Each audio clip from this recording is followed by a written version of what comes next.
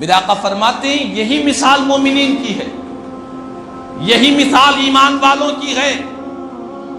کہ ایمان والوں میں سے کوئی ایک مومن تکلیف میں پڑتا ہے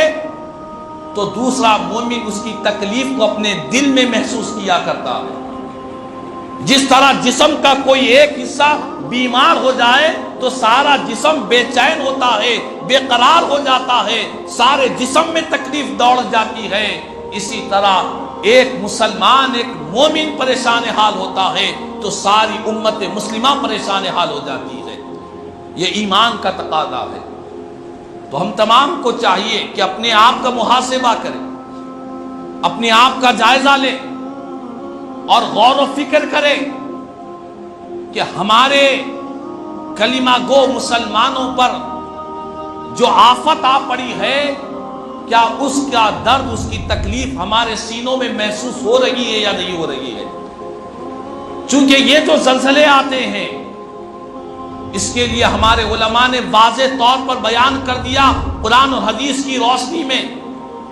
قرآن کی آیتوں کے ذریعے، احادیث کے ذریعے زلزلے کی جو وجوہات بیان کیے گئے، اس کی سب سے بڑی وجہ اللہ اس کے رسول کی ناراضگی ہوا کرتی ہے۔ یہ جو زمین پر زلزلے آتے ہیں اس کی سب سے بڑے اصل وجہ انسانوں کے گناہ ہوا کرتے ہیں۔ قرآن میں اللہ نے متعدد مقام پر فرمایا، ظہر الفساد فی البر والبحر بما کسبت ایدی الناس، کہ لوگوں بر و بحر میں، زمین پر اور سمندر میں جو فساد، جو بگاڑ پیدا ہو چکا ہے، یہ انسانوں کے ناپاک کرتوتوں کی وجہ سے ہو رہا ہے، یہ لوگوں کے گناہوں کی وجہ سے ہو رہا ہے، یہ انسانوں کی بدعملیوں کی وجہ سے زمین کے اندر اور ساری روئے زمین پر اور بر و بحر میں فساد ظاہر ہو چکا ہے۔ یہ اللہ کا کلام قرآن بیان کر رہا ہے۔ تو ہم تمام کو چاہیے کہ ان حالات سے نصیحت اور عبرت حاصل کیا کریں، ان حالات پر غور و فکر کیا کریں کہ کتنے لوگ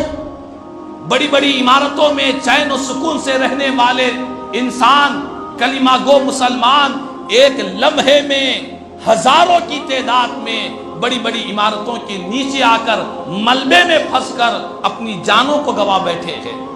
ہم سب ان کے لیے دعائیں کریں گے، دنیا بھر میں دعائیں کی جا رہی ہے، ہم بھی دعائیں کرتے رہیں گے، لیکن ہمیں دعاؤں کے ساتھ ساتھ ہمیں ان سے نصیحت اور عبرت حاصل کرنے کا وقت ہے۔ اپنے رب کو راضی کرنے کے لیے اپنے آپ کو تیار کرنے کی ضرورت ہے۔ لیکن افسوس کی بات ہے، آج زمین پر اتنا بڑا حادثہ ہو گیا، اتنا بڑا سانحہ ہو گیا، زلزلے کی وجہ سے بڑی بڑی عمارتیں زمین پر گر گئی، ہزاروں کی جانیں چلے گئی، معصوم ننھے ننھے بچے اپنی جانوں کو گنوا بیٹھے۔ یہ ساری مناظر ساری دنیا دیکھ رہی ہے، لیکن اس کے باوجود اس حالات سے عبرت اور نصیحت حاصل کرنے کے بجائے انسان وہی اپنی غفلت والی زندگی میں پڑا ہوا ہے۔ ایک طرف زلزلے کی خبریں آ رہی ہے تو دوسری طرف کہیں اور جانے کی ضرورت نہیں، ہمارے ہی شہر میں قتل و غارت گیری کے واقعات ہو رہے ہیں، ہمارے ہی شہر میں زمینات کے لیے، مال و متاع کے لیے، دنیا کی حقیر چیزوں کے لیے ایک انسان دوسرے انسان کا گلا کاٹ رہا ہے۔ یہ آج ہمارے معاشرے کی کیفیت ہو گئی۔ شاعر مشرق علامہ اقبال رحمہ اللہ نے مسلمانوں کی اس بے حسی کو دیکھ کر اور خوف خدا اور خشیت الہی کو چھوڑ کر جو غفلت والی